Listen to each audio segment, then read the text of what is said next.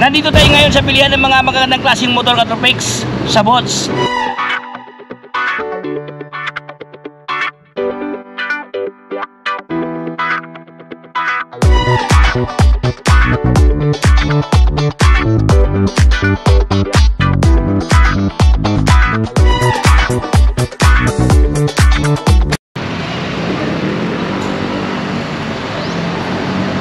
Alright, so let's start Katropic at tinapong silipin ngayon si Bots.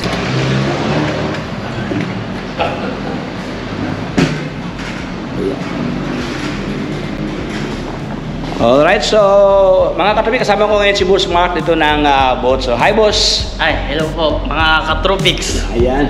Boss Mark, ano ba yung complete address dito, Boss Mark? Ang complete address dito is 894-896 8th Avenue West, Caloocan City po. Caloocan City. Yes. Yan, so yun, maraming mga isa na inyong offer. Boss Mark, ano ba yung mga unit na mayroon kayo dito, boss? Ito po yung pinakamura natin, yung Vogue 500R po.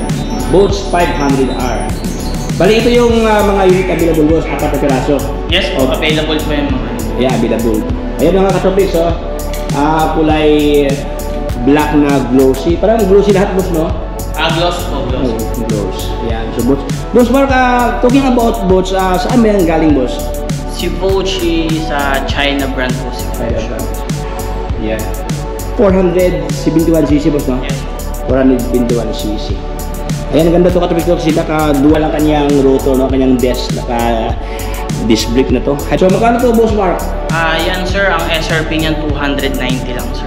290 lang? Legal na legal. Legal na legal, oh. 200 something mga Katropics, no? Pero ayan, oh, puging-pugi ang kanyang locks dito. Ayan. Boss, ano ba to, boss? Ano bang pwede ano ba? Parang medyo mataas, boss, no? Sakto lang. Sakto lang siya. Sir, hindi siya sobrang taas, hindi siya sobrang baba. Tama lang siya. So, mga mostly anong mga height dito, boss Mark? Mga 5'5", 5'6". Kahit 5'4" kaya yan. Kung matagal naman ang nagmamotor, mahirapan. Sa mga experience na hindi naman masyadong maninibago. Ayan, so ito ang kanyang locks Katropics, no? Glossy ang kanyang tank dito mga brad. Ayan, medyo may pagka para siyang cobra mga Katropics, oh. Medyo parang ganyan siya. Kanyang handlebar parang nakakurong ang kanyang locks dito, even ang kanyang head post dito. Ganda, oh. Alright, so dito sa kanyang set mga boss, no, hindi siya integrated, hiwalay ang kanyang set dito. Dito sa driver medyo pa-island siya, pa-bend siya. While dito sa kanyang pillion medyo pataas mga brad. Ayan, oh, may design, oh. So parang may stopper, boss, no? Parang may stopper dito banda, oh. So this is design para hindi masyado yung angkas. At the same time, meron siyang hawakan to grab bar na putol, oh. Ayan, hindi masyadong maraming decals, boss Mark, no? Hindi po, ano lang siya, simple lang. Simple lang ang looks dito. So ito ang kanyang emblem mga brado. Ayan, Bots. Wow, so ito ang kanyang engine dito mga brother.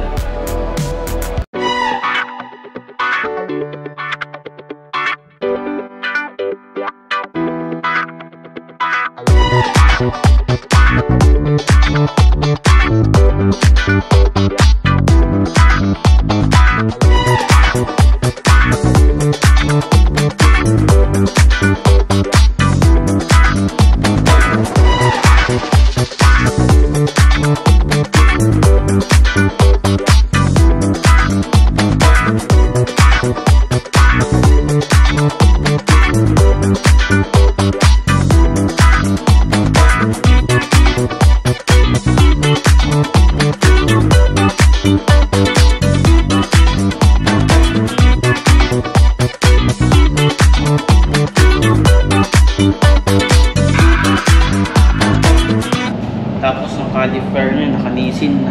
Anisin na? Gulong, Pirelli Angel GT. ECU niya, Bosch na. Bosch na. Yung ano niya, yung ECU.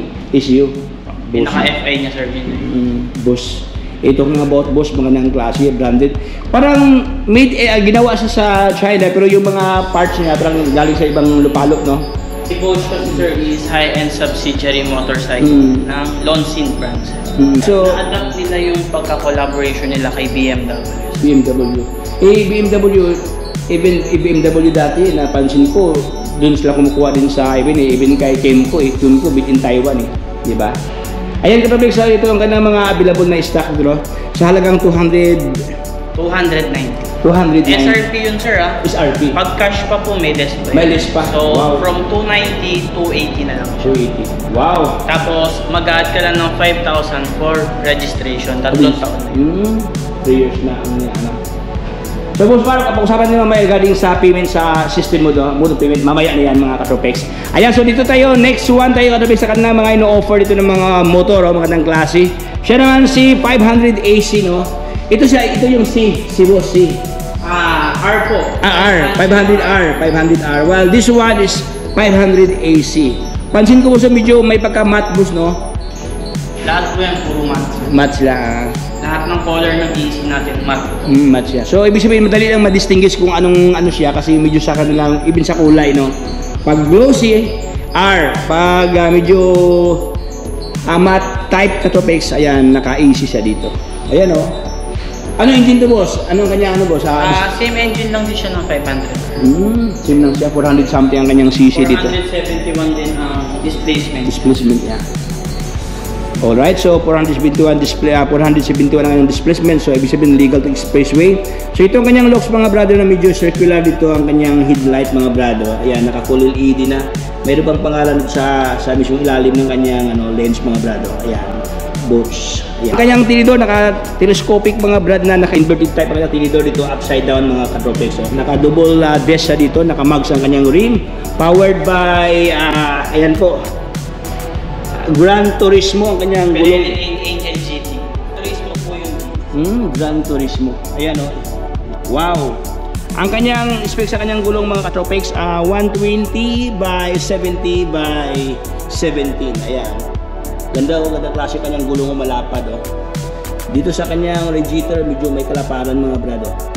Pero sa skid plate ito Katropex, ayan o. Panangga sa mga putik no. Sobrang ganda. Parang magandang kasi yung kanyang ginamit ko boss, no? Parang may pagka-classic, no? Ayan, no? Yan yung patalitin. Yung engine cap ay nakalagay ito, box.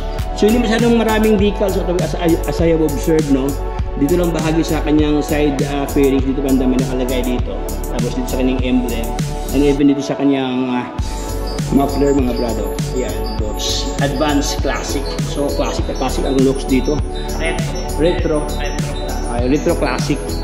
Advanced classic siya kasi. Advanced features, tapos classic style siya. Ibig sabihin may pagka modern classic kumbaga pa. Modern classic mga brado. Advanced feature, ibig sabihin advanced. Since ang kanyang mga formaan medyo may innovation ng mga brad, no?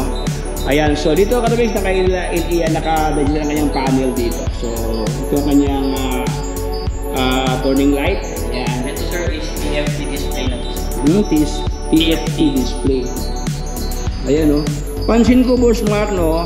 Mostly kasi sa mga ibang mga motor, ang kanyang frame is made in makapa steel, bakal. While this one is alloy siya boss, oh.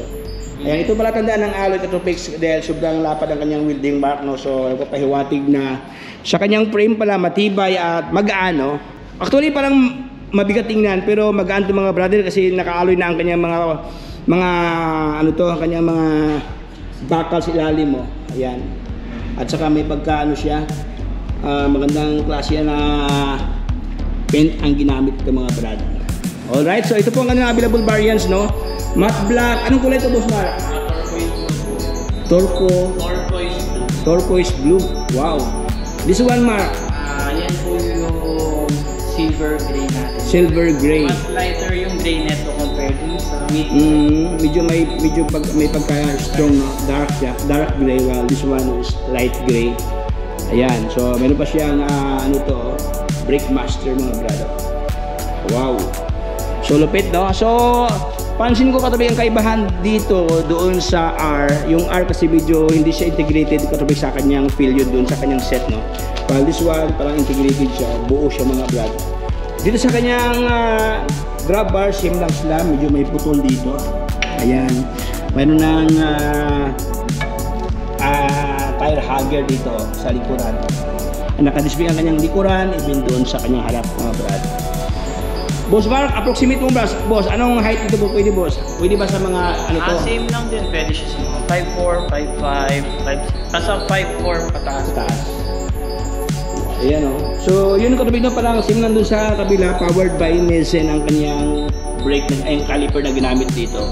Meron na siyang reflector sa kanyang siding na if ever nasa kanto ka, madali ka lang makita, visible mga brad kasi may mga reflector dito. Full LED ng kanyang light dito, ilaw. Ayan. So sa halaga, magkano mo Mara? 320 lang yun sir, SRP price yun sir. 320 is RP price. Ayan. So ito pa lang kanyang power, kasabik sa kanyang maximum power, no? 35 kilowatts by 46.9 RPM dito. Ang kanyang maximum torque 43 Newton meter by 7,000 RPM. Ayan.